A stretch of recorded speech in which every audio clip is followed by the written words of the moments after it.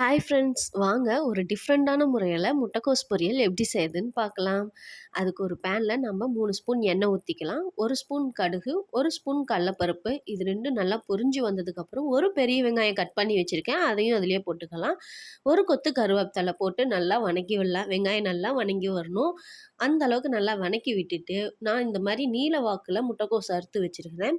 Medium size ஒரு முட்டைக்கோஸு இந்த மாரி போட்டோனே 2 நிமிஷம் நல்லா கிளறி விடுங்க. கிளறி விட்டதுக்கப்புறம் 1/4 ஸ்பூன் மஞ்சத்தூள், 1/2 ஸ்பூன் மிளகாய்த்தூள், 1/2 ஸ்பூன் சாம்பார் தூள் போட்டு 1/2 ஸ்பூன் மட்டும் உப்பு போட்டுக்கங்க. போட்டு நல்லா கிளறி விடுங்க. கிளறி விட்டதுக்கப்புறம் நீங்க தண்ணி ஊத்தி வேக வச்சுக்கலாம். இப்போ பாருங்க நல்லா கிளறியாச்சு. கொஞ்சமா தண்ணி ஊத்துங்க. அதிகமா ஊத்துனீங்களா சலசலன்னு இருக்கும் முட்டைக்கோஸு. இந்த மாரி கொஞ்சமா தண்ணி ஊத்தி வேக வைங்க.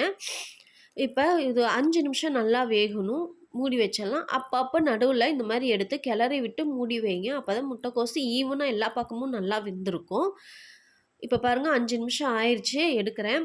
பாருங்க நல்லா முட்டைக்கோஸ் வெந்து வந்தாச்சு. இப்ப நான் ஒரு 4 ஸ்பூன் அளவுக்கு தேங்காய் துருவி வச்சிருக்கேன். அந்த துருவலையும் அதிலேயே போட்டுக்கலாம்.